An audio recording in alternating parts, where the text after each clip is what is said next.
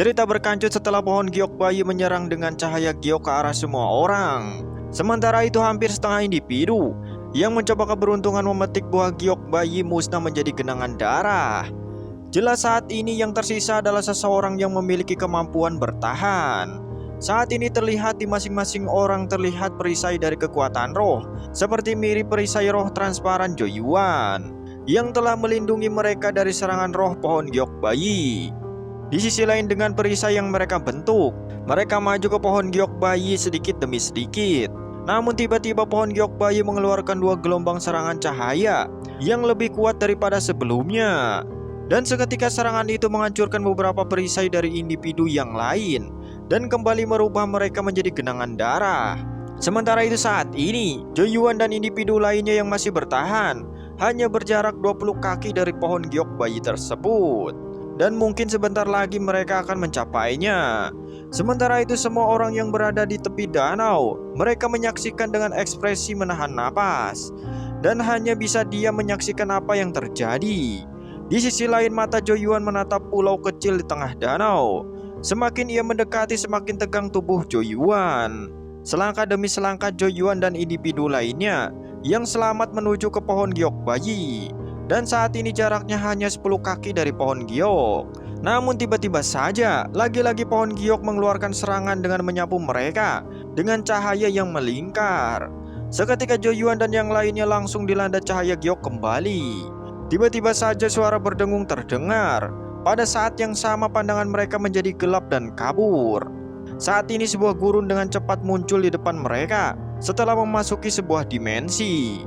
Hanya satu hal yang mereka lihat, yaitu pohon giok raksasa di tengah gurun yang tandus. Mereka sangat kecil seperti semut saat melihat pohon giok raksasa ini. Tekanan yang sangat luar biasa terpancar dari pohon giok itu menyebabkan mereka semua ketakutan. Roh seseorang bergetar begitu keras hingga menunjukkan roh mereka sedikit demi sedikit akan memudar. Sementara itu saat ini Su Yuwei melihat Joyuan, Zhou Qingpeng dan yang lainnya berhenti bergerak. Terlihat tubuh mereka semua telah diam terpaku. Jelas Su Yuwei sangat cemas kepada Joyuan dan merasakan bahwa ada yang salah saat ini. Ia pun bertanya kepada Yoyo, "Kakak Yoyo, apa yang telah terjadi?" Yoyo pun menjawab dengan mengernyitkan matanya, "Itu adalah tekanan roh. Mereka telah ditangkap oleh kekuatan spirit tertentu. Namun jika saja mereka tidak bisa bertahan, maka kekuatan roh mereka akan hancur berkeping-keping." Sementara itu Wei Changlan, Wei Qingqing dan Lu Tianshan seketika ekspresinya berubah. Jika rohnya hancur, seseorang akan menjadi lembek seperti sayur. Dengan kata lain, konsekuensi yang seseorang itu terima sangat-sangat serius. Wei Changlan pun berkata, "Jika seperti itu, kita harus menyelamatkan yang mulia." Yoyo hanya tenang menggelengkan kelapanya dan berkata, "Jangan khawatir, Joyuan tidak akan mudah terbunuh. Jika orang lain mungkin tidak akan memiliki kepercayaan diri, namun saat ini hanya serangan roh. Menyakiti Joyuan tidaklah mungkin, dikarenakan ia telah mempelajari visualisasi Grandstone, Devin Grandstone Primal." Pada saat mereka berkata-kata, terlihat sosok orang di danau satu persatu telah tumbang dan jatuh ke danau. Seketika mereka pun menjadi genangan darah.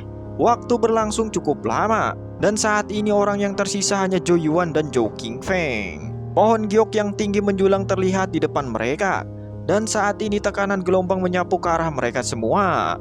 Ini adalah tekanan roh ya. Mata Joyuan menyapu ke arah pohon giok. Meskipun saat ini roh Joyuan tertekan sangat keras dari pohon giok tersebut, dirinya masih tetap tenang dan tidak merasakan ketakutan. Lagi pula tekanan sebelumnya lebih kuat dari apa yang sekarang telah terjadi.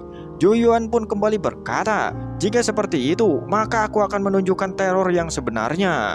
Dengan pikirannya kekacauan primitif mulai turun dari tanah yang tandus.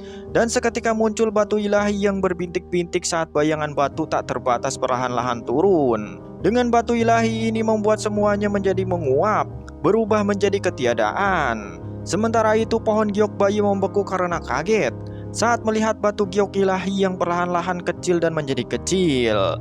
Dan pada saat yang sama Joyuan pun kembali dari tanah yang tandus ini, yang telah menjadi ketiadaan oleh batu ilahi. Di danau saat ini mata Joyuan yang tertutup akhirnya terbuka. Kehidupan terlihat jelas bahwa rohnya belum hancur karena tekanan dari pohon giok bayi tersebut. Sementara itu Wei Changlan dan yang lainnya di tepi danau sedikit lega melihat Zhou Yuan yang telah tersadar. Setelah terbebas dari tekanan pohon giok bayi, Zhou Yuan berjalan kembali menuju pulau kecil. Di sisi lain dia tidak menemui hambatan lagi. Sementara itu saat Zhou Yuan berjalan ke pulau kecil, pada saat yang sama Zhou Qingpeng tersadar dan membuka matanya yang sebelumnya tertutup. Jelas rasa takut terlintas di raut wajahnya dengan serangan dari pohon giok bayi sebelumnya. Namun Zhou Qingpeng masih beruntung karena masih bisa bertahan sejauh ini. Di sisi lain, ia melihat Zhou Yuan yang telah kembali melangkah ke pulau kecil. Pemandangan ini membuat ekspresinya berubah. Namun Zhou Qingpeng yang sudah ketakutan dengan serangan pohon giok sebelumnya, ia pun hanya berkata, bagaimana mungkin? Pada awalnya dia percaya dengan rohnya yang berada di tahap ilusi pertengahan roh. Ia percaya diri dan tidak ada yang akan menandingi dirinya. Namun sekarang ia sangat terkejut dengan pemuda yang saat ini melangkah ke pohon giok bayi. Di sisi lain pemuda tersebut umurnya lebih muda dari dirinya. Bukan hanya terlebih dahulu pulih dari tekanan pohon giok bayi, namun sekarang ia mendahului dirinya melangkah. Saat ini emosi meningkat di raut wajah Zhou Qingpeng, menampilkan raut wajah seperti iblis yang membara. Sebagai orang yang telah bersekongkol dengan Ki Manor, jelas ia sadar jika dirinya gagal mungkin akan menjatuhkan dirinya di depan Ki Hao. Oleh karena itu ia harus berhasil mendapatkan buah giok bayi. Saat ini pikiran terlintas dalam benaknya untuk secara diam-diam menyerang Zhou Yuan. Genesis Rune Bruce miliknya dikeluarkan. Dia pun berteriak menyerang. Genesis Rune kelas 2, Roh Wajah Rur Devouring Rune. Setelah ucapan itu terdengar, seketika serangan ganas menuju ke arah punggung Zhou Yuan. Di saat yang sama ekspresi Su Yuwei menjadi cemas saat melihat serangan tersebut. Ia pun berteriak, hati-hati yang mulia. Suara serangan menusuk udara keabu-abuan yang saat ini melesat ke arah Zhou Yuan. Di sisi lain jika saja Zhou Yuan terkena serangan tersebut, dipastikan rohnya akan terluka bahkan lebih dari seseorang kehilangan anggota tubuhnya. Dari sini orang dapat melihat betapa jahatnya serangan Zhou Qingpeng yang diam-diam tersebut. Zhou Qingpeng berkata, pada awalnya aku berencana mengabaikanmu, namun karena kau mencari kematian, maka aku akan mengabulkannya. Melihat serangan ganas dari Qingpeng, seketika cahaya berkedip di antara kedua alisnya.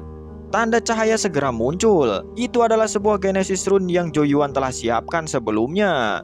Dia pun berteriak, Genesis kelas 2, Spirit Suffering Rune. Serangan Zhou Yuan terlihat seperti bilah roh dan seketika memblokir cahaya hitam keabu-abuan. Pada sebelumnya saat dalam perjalanan, Zhou Yuan memanfaatkan waktu untuk berlatih metode Genesis Rune, yaitu Spirit Suffering Rune dari Yoyo. Sebenarnya ia berencana untuk menggunakan serangan ini untuk menghadapi Ki Hao. Namun siapa sangka, ia harus mengeluarkannya untuk memblokir serangan dari Qingpeng yang secara diam-diam tersebut. Pada saat serangan itu terjadi, cahaya abu-abu milik Qingpeng seketika terbelah menjadi dua. Dan Qingpeng pun berteriak, apa? Dia tidak percaya dengan serangan Genesis Rune-nya yang kalah dari serangan Zhou Yuan. Dan saat ini Genesis Rune-nya menjadi dua bagian.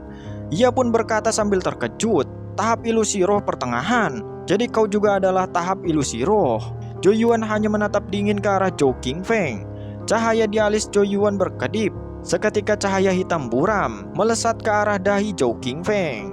Zhou Yuan pun berkata, karena pohon giok bayi membuatmu takut sebelumnya, maka aku akan sekali lagi menambahkan bantuan rasa takut. Saat suara Zhou Yuan terdengar, pada saat ini pemandangan di depan mata Zhou Qingpeng mulai bergetar. Ini bukanlah sebuah gurun yang tandus, namun itu adalah kekosongan yang tanpa bentuk. Suara keras bergemuruh saat Zhou Qingpeng mengangkat kelapanya. Ia melihat bayangan hitam besar yang tak berujung. Ini adalah batu asa ilahi yang menjulang tinggi ke arah Zhou Qingpeng. Seketika rasa takut yang tak terlukis melonjak saat melihat batu asa ilahi yang sangat besar menghantam dirinya. Dan pada saat yang sama, retakan mulai muncul di roh Zhou Qingpeng yang saat ini bergetar. Seketika tatapan matanya menjadi kosong dan jatuh di tempat. Tubuhnya akhirnya jatuh ke dalam air danau, seketika menjadi genangan darah.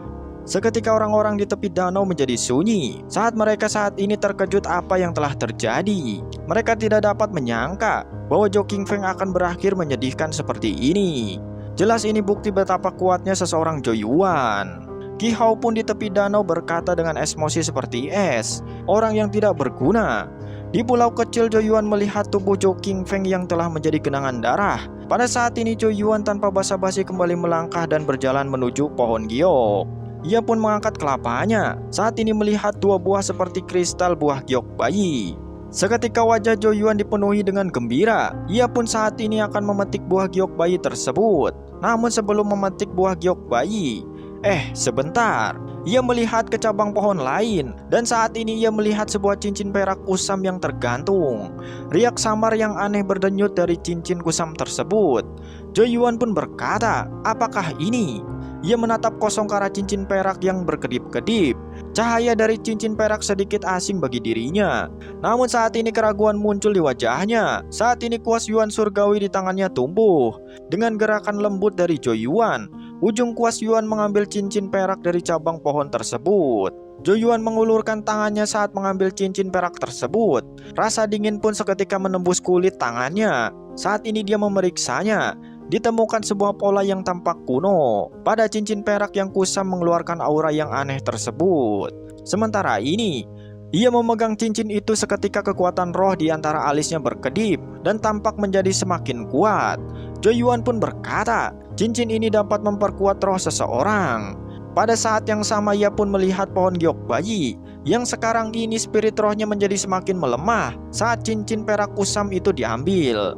Ia pun sedikit berpikir, apakah pohon giok bayi ini memiliki kekuatan roh yang begitu kuat dari cincin perak ini? Bagaimana mungkin sebuah pohon memiliki serangan roh yang begitu menakutkan? Setelah merenung berpikir, beberapa saat Zhou Yuan pun hanya menyerah untuk kembali berpikir apa fungsi dari cincin perak kusam ini. Mungkin pilihan terbaik ia harus bertanya kepada Yoyo nanti. Zhou Yuan pun menyimpan cincin perak tersebut, dan pada saat yang bersamaan ia mengambil sebuah kotak giok dan kemudian memetik buah giok bayi. Zhou Yuan pun hanya berkata, akhirnya aku mendapatkannya. Pada saat ini kegembiraan muncul di wajah Zhou Yuan sekali lagi. Seperti beban berat yang ia pikul sebelumnya seolah-olah telah hilang. Sekarang dia tidak perlu takut lagi akan umur ibunya yang tersisa hanya 10 tahun lagi. Sementara itu ekspresi Qiao sangat muram dan jelek ketika melihat Zhou Yuan yang mengumpulkan harta karun di tengah danau. Raja Penom di sampingnya berkata, Pangeran Zhou besar itu memang memiliki beberapa kemampuan. Seketika ekspresi gelap Qiao terungkap saat perkataan itu terdengar. Biarkan saja dia bahagia untuk sesaat. Jangan khawatir, apa yang telah dia dapat pasti akan berada di tangan kita nantinya. Saat ini dia hanya seperti sebuah mahar pengantin. Akan menarik melihat ekspresi seperti apa nantinya jika harta yang ia kumpulkan akhirnya menjadi milik kita. Setelah berbicara seperti itu, Qiao lantas bergegas untuk pergi dari tempat ini.